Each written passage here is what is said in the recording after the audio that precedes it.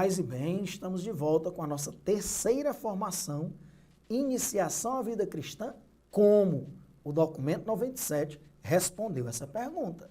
Está aqui na nossa frente o processo de caminhada da iniciação à vida cristã, que, lógico, não termina com a mistagogia.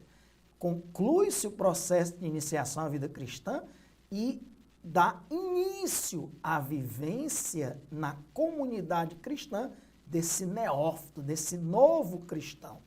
Então a resposta é essa, através do pré-catecumenato, do rito de admissão dos candidatos, do catecumenato, um tempo importantíssimo em que nós vamos já aprofundar um pouco mais sobre ele, da etapa de preparação para os sacramentos, da purificação e iluminação, etapa de celebração dos sacramentos de iniciação, até chegar na mistagogia, que é um tempo de aprofundamento de tudo aquilo que foi vivenciado por esse neófito, por esse novo cristão, que agora vai iniciar a sua vivência na comunidade cristã, o seu engajamento na vida litúrgica e o seu engajamento nas realidades eclesiais.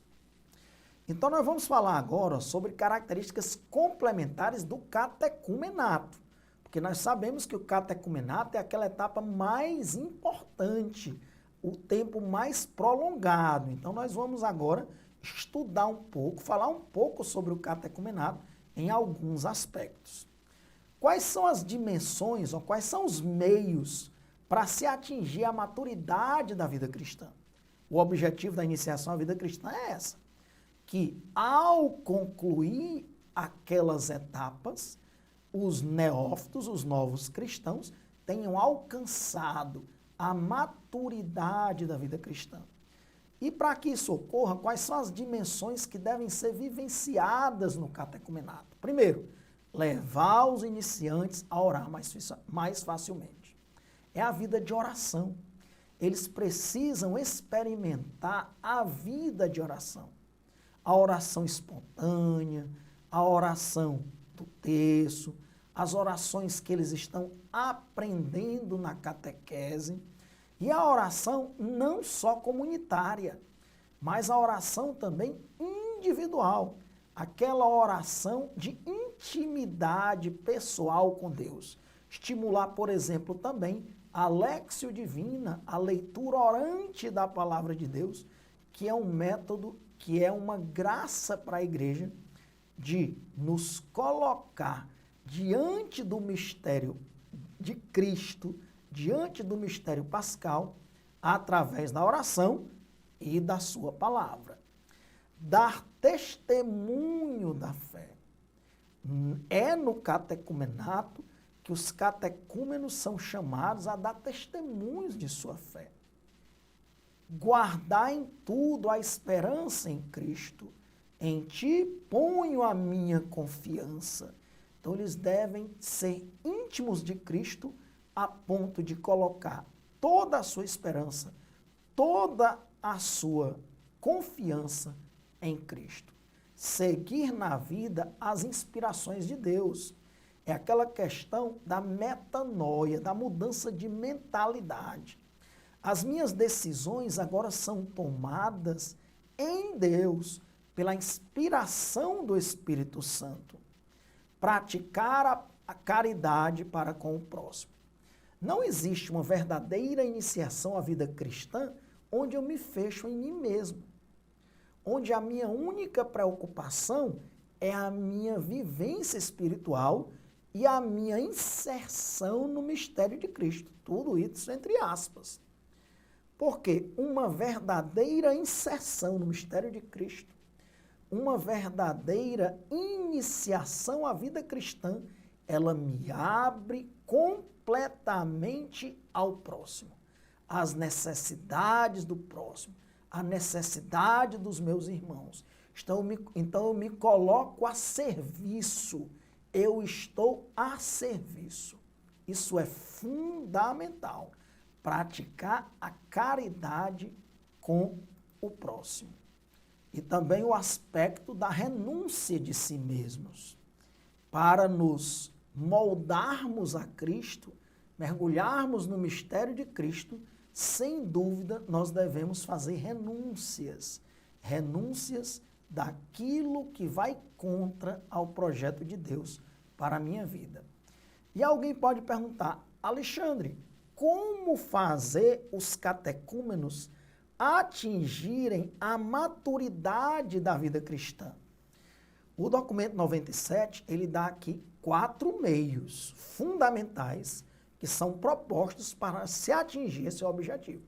Primeiro, a catequese que leve à íntima percepção do mistério da salvação e não só do conhecimento de dogmas e preceitos. Então, isso é muito importante. Lembre-se que nós estamos refletindo sobre o catecumenato, que é aquele período mais longo onde aspectos fundamentais da vida cristã acontecem. Então, essa catequese, ela tem que levar a uma íntima percepção do mistério da salvação e não apenas do conhecimento de dogmas e preceitos. Segundo aspecto fundamental, a continuação do acompanhamento pelos introdutores. O que são esses introdutores? São pessoas que estão mais próximas aos catecúmenos. Eles não estão abandonados nesse itinerário de iniciação à vida cristã. Os introdutores são pessoas que estão mais próximas dos catecúmenos, estão abertas a escutá-los em suas necessidades e estão totalmente à disposição para ajudá-los em determinadas decisões, em determinadas renúncias. São aqueles irmãos que já estão vivenciando uma dimensão litúrgica, uma dimensão eclesial e, portanto, podem ajudar esses catecúmenos que estão ainda se preparando para receber os sacramentos, já que nós estamos aqui refletindo sobre o catecumenato. Então, é fundamental a existência desses introdutores. São irmãos mais maduros na fé que se colocam à disposição desses catecúmenos para que eles possam chegar à última etapa, que é a mistagogia e depois o engajamento na vida litúrgica e na vida da igreja. Assim também como exemplo é a contribuição dos padrinhos, que devem ser escolhidos nesse período do catecumenato. E aí eu quero parar para refletir um pouco sobre isso. Porque no aspecto social se escolhe o padrinho de qualquer jeito. Eu vou escolher fulano ou fulana. E na verdade os padrinhos devem ser pessoas que já têm uma maturidade na vida litúrgica e uma maturidade na vida eclesial, para que possam ajudar os catecúmenos juntamente com os introdutores. Então, essa questão de escolha dos padrinhos é muito séria.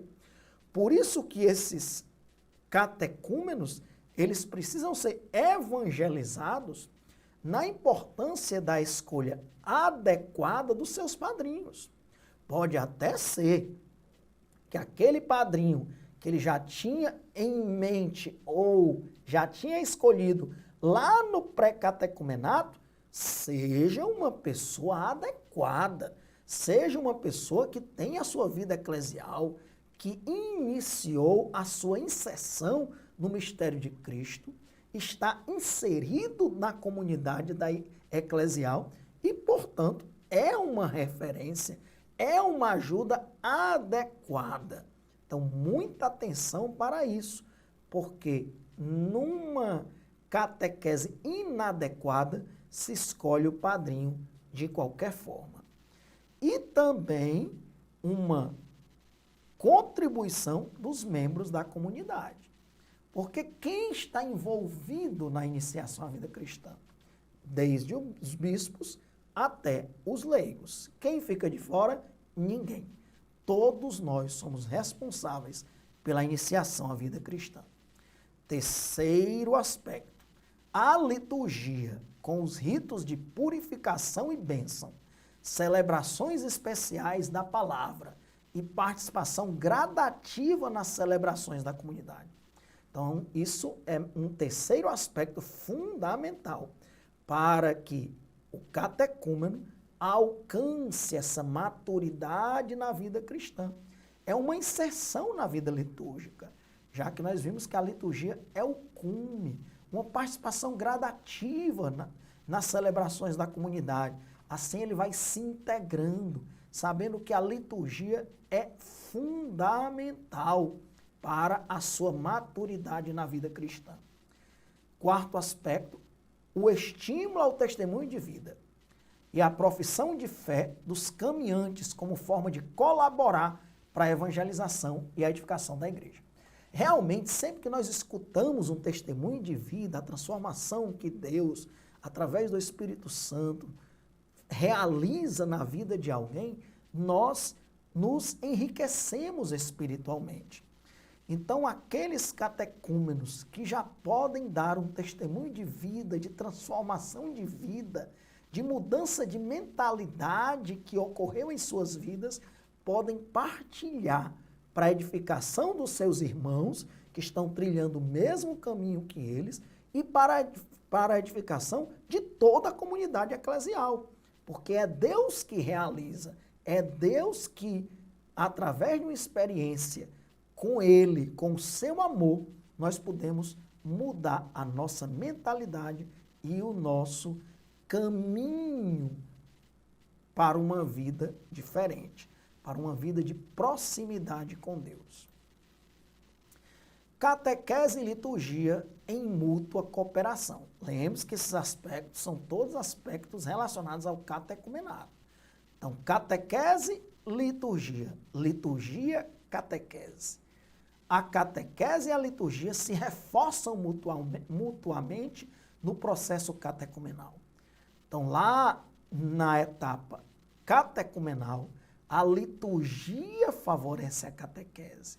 A catequese favorece a liturgia. Esse é um aspecto fundamental no catecumenato que não pode ser esquecido.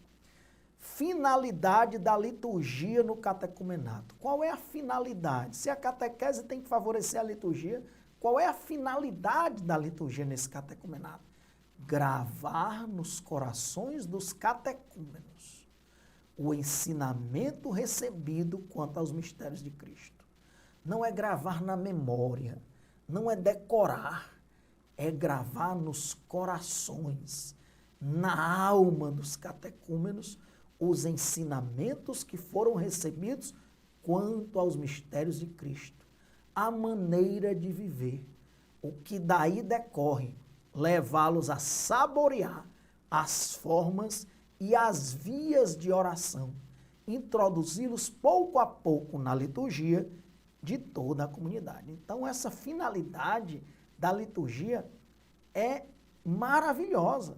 É gravar nos corações dos catecúmenos toda essa finalidade litúrgica, fundamental para a inserção nos mistérios de Cristo, mudança de vida, saborear, porque ser cristão não é um peso, é uma alegria de nos colocar a serviço de Cristo, do outro, através da igreja.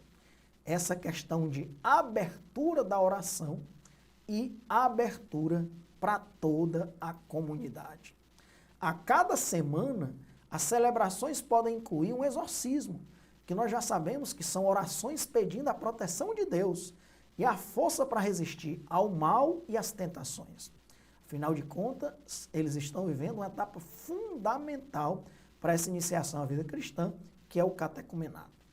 Exemplo das orações que estão no RICA 113, 164, 171 e 178 podem auxiliar nesse processo de solicitação da proteção de Deus para a força do Espírito Santo para que torne cada um desses catecúmenos capazes de resistirem às tentações e ao mal.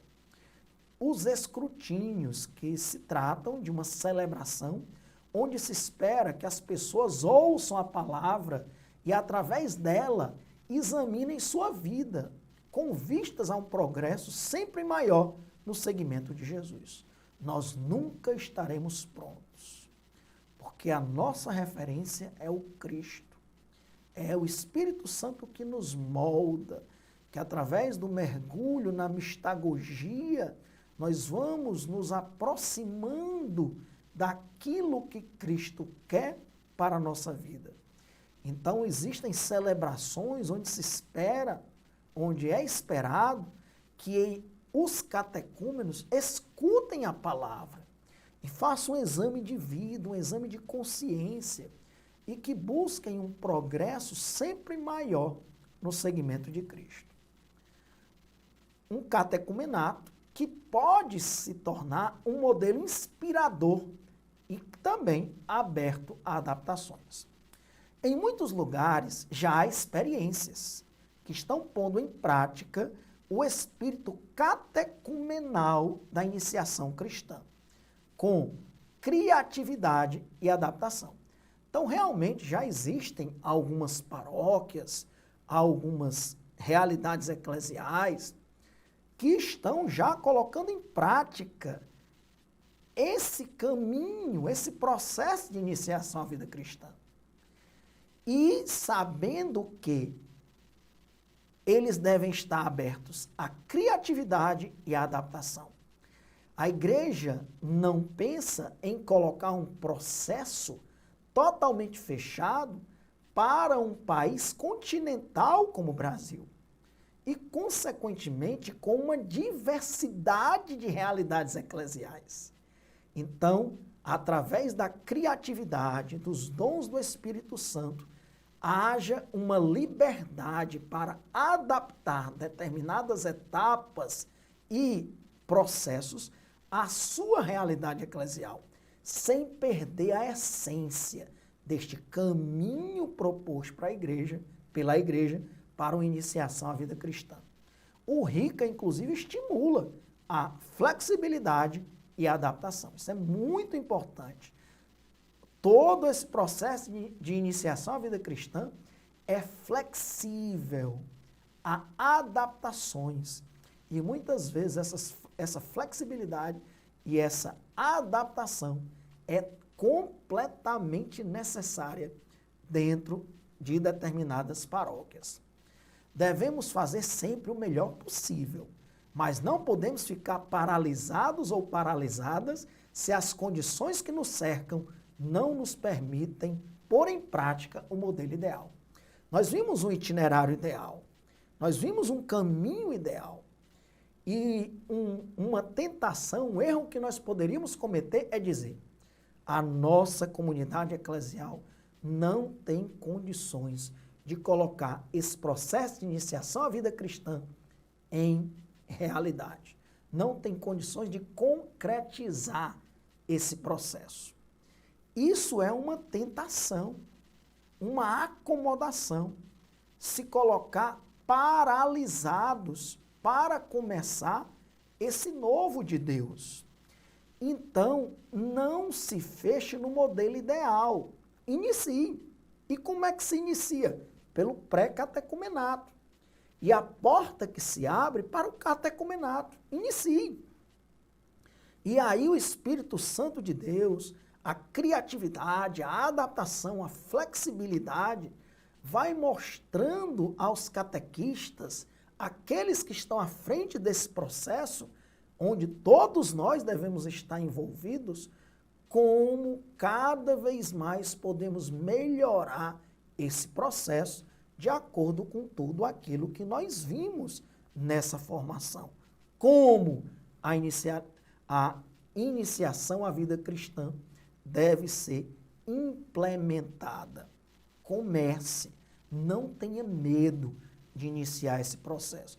Acredite no Espírito Santo e na criatividade que Ele mesmo vai dar a cada um de nós em cada realidade eclesial.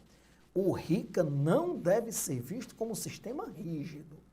Nunca esquecer que as paróquias têm liberdade, flexibilidade de adaptar esse caminho que foi colocado. Viver essa vida aqui vai colocar agora mais um aspecto, né? Alguns riscos que nós podemos evitar e alguns problemas que nós podemos superar nesse caminho de catecumenato. Todos esses aspectos que nós estamos refletindo é sobre aquela etapa mais importante. Todas são importantes. Podemos dizer naquela etapa mais longa, que não pode ser negligenciada. Viver essa vida a partir da espiritualidade de um grupo ou movimento pode ser uma opção pessoal, mas não é uma alternativa única que possa ser imposta para quem quer ser igreja. Olha, a igreja tem uma diversidade de movimentos, de comunidades, de pastorais, de realidades eclesiais, uma diversidade que mostra toda a riqueza da igreja, que mostra que a igreja não é uma caixinha fechada em uma única espiritualidade, não existe uma única forma de ser igreja.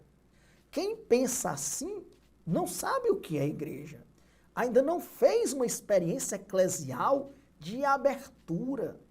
Então, isso é um risco.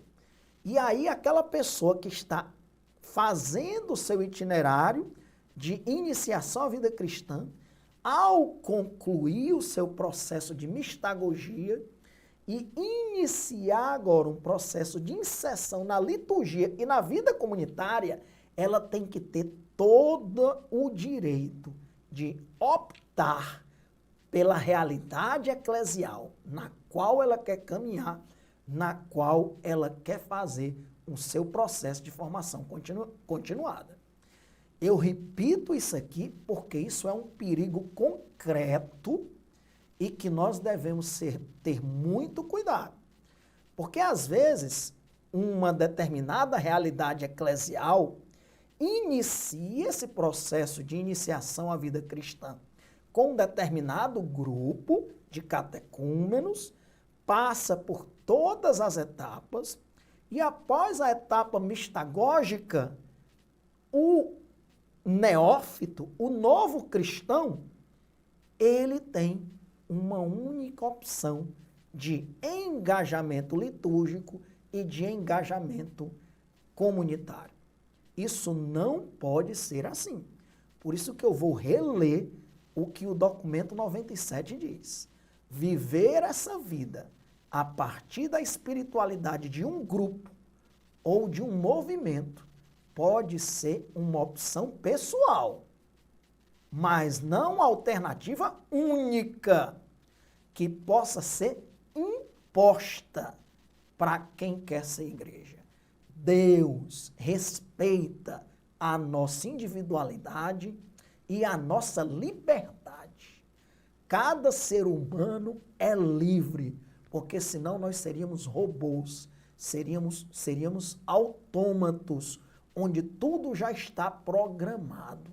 Nós somos pessoas humanas, criadas por Deus, e um grande dom que Ele nos deu foi a liberdade, que deve ser usada dentro de uma visão de um mergulho no mistério de Cristo e de uma visão de retorno para aquele que nos criou, como nós já tivemos oportunidade de refletir.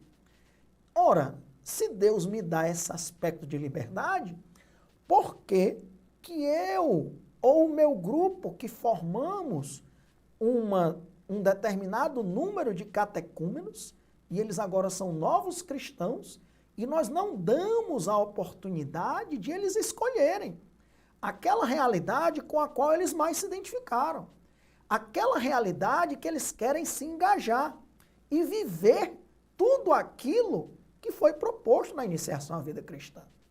Então, isso eu acho um perigo. Eu fico muito feliz que o documento 97, lógico, nada é colocado por acaso. A igreja tem conhecimento de seus dons, de seus carismas, mas tem também o conhecimento das suas dificuldades, das suas realidades que precisam ser superadas, como nós vimos mesmo ao longo desse documento. Então, muito cuidado, qualquer realidade eclesial, qualquer grupo ou movimento pode ser uma opção pessoal, mas não pode se colocar como uma alternativa única, imposta para quem quer ser igreja, porque assim esse grupo está achando ou pensando que a única forma de ser igreja é a forma que eles escolheram, que é uma forma legítima, reconhecida pela igreja como algo bom, como uma realidade que o catecúmeno, o novo cristão, o neófito, pode caminhar, mas ele tem que ter a liberdade de escolha. Superar a tentação de uma atitude de superioridade em relação a quem não teve tal oportunidade e aos que trabalham a partir de outros itinerários de evangelização.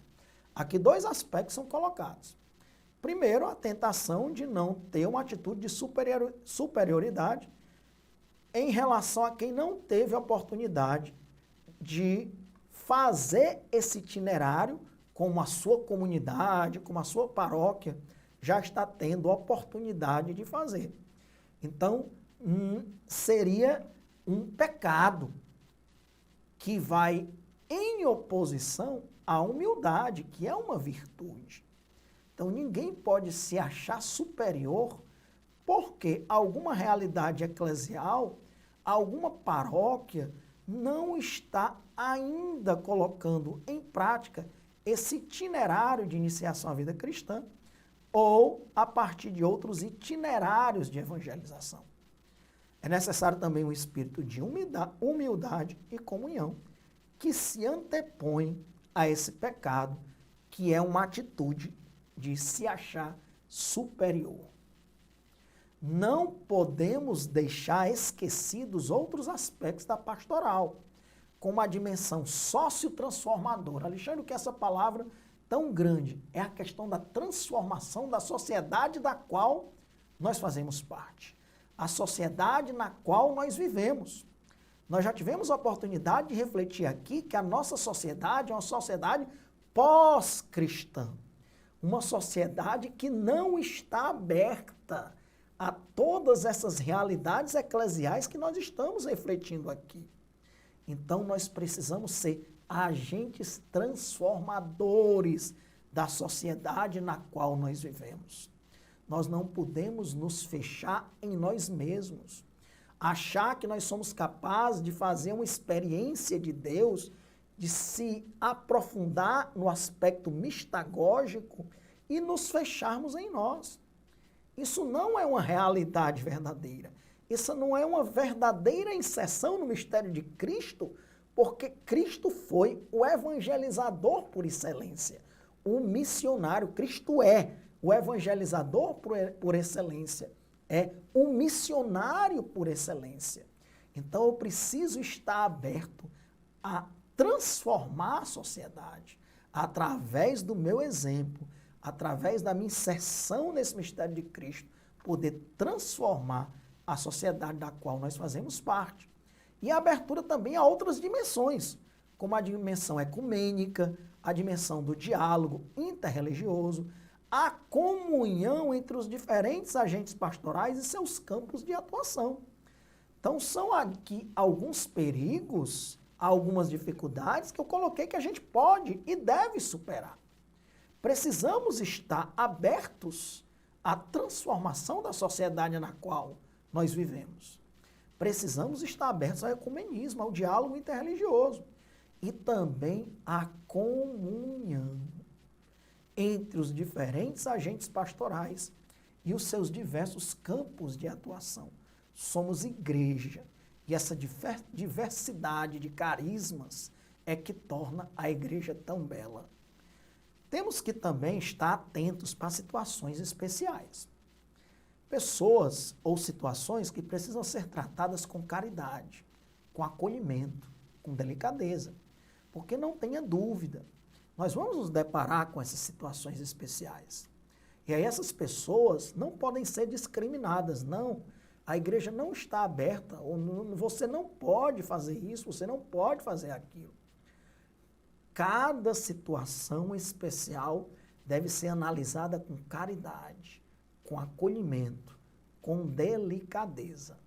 As nossas normas e disciplinas têm que ser caminhos, portas abertas, como nós vimos aquelas 3 portas que se abrem para uma nova realidade da iniciação à vida cristã, e não portas fechadas. Não se pode implantar um processo com esse nível de exigência, porque a iniciação à vida cristã, sem dúvida, tem as suas exigências, sem a correspondente preparação. Então, nós precisamos realmente nos preparar para implantar esse processo de iniciação à vida cristã. Então, nós precisamos ler os documentos que a igreja coloca para nós, a CNBB, no caso específico dessas formações que estamos tendo, o documento 97. Eu preciso tomar posse, eu preciso ter esse documento, eu preciso lê-lo. E essas formações visam ajudar na sua preparação para que você seja cada vez mais disponível e alguém comprometido com a iniciação à vida cristã. Uma preparação e uma contínua reflexão, uma revisão de vida dos agentes. Durante esse processo de iniciação à vida cristã, nós estamos experienciando uma mudança de vida dos catecúmenos. E isso precisa também acontecer na vida de cada um de nós. No nosso processo de formação continuada, essa experiência de Cristo, também uma experiência litúrgica e comunitária, elas devem ser aprofundadas. Nós precisamos refletir sobre ela e revisar a nossa vida, de todos os níveis, e sem uma grande atenção à qualidade, testemunho da comunidade inteira. Então, nós precisamos estar atentos para isso, porque é um processo exigente, que exige renúncias dos catecúmenos e também daqueles que estão à frente, que devem ser todos nós. E nós não podemos cair nessa tentação de, sem uma grande atenção à qualidade do testemunho de vida da comunidade inteira. Toda a comunidade deve testemunhar aquilo que ela está colocando para os catecúmenos e para os novos cristãos. Tanto os catequistas, que estão mais à frente desse processo, quando na realidade toda a comunidade paroquial, toda a comunidade eclesial deve estar comprometida com essa iniciação à vida cristã, e todos nós, portanto, devemos colaborar com o nosso testemunho de vida. Outras situações que podem usar aspectos do processo iniciático. Esse processo de iniciação à vida cristã, ele pode iluminar outras realidades eclesiais. E aí, o documento vai colocar como isso pode acontecer. Algo do processo catecumenal, algum aspecto, algum tempo, pode ser aplicado aos trabalhos de formação continuada, que já existem nas comunidades, aprofundando a missão evangelizadora. Então, ao trabalharmos com esse processo de iniciação à vida cristã, nós podemos tomar posse de alguns dos seus aspectos, porque esse processo de iniciação à vida cristã é um dom que é colocado para toda a igreja. Então, eu posso trazer para a minha realidade eclesial alguns aspectos desse IVC. E, com isso, engrandecer, levar toda a minha realidade eclesial para um processo cada vez maior de inserção no mistério de Cristo. Após os encontros de preparação para o matrimônio, o casal seria estimulado a participar de um processo de iniciação. Então, muitas vezes, após o casamento, o casal desaparece. Ele não tem a dimensão, o conhecimento de que aquele sacramento do matrimônio, ele precisa ser agora vivido na igreja e em uma comunidade. Então, após o sacramento do matrimônio, se o noivo ou a noiva não estão inseridos numa vida eclesial, eles podem ser convidados, estimulados a participar de uma iniciação à vida cristã para adultos, já que o IVC, mais uma vez eu repito, ele respeita toda a dimensão antropológica e as realidades de uma criança, de jovens e adolescentes e dos adultos. Outra dimensão, casais que já vivem juntos podem celebrar o matrimônio após um processo de iniciação à vida cristã. Se não há nenhum impedimento, casais que vivem juntos podem, após essa iniciação à vida cristã, celebrar o sacramento do matrimônio ou durante esse processo de iniciação à vida cristã.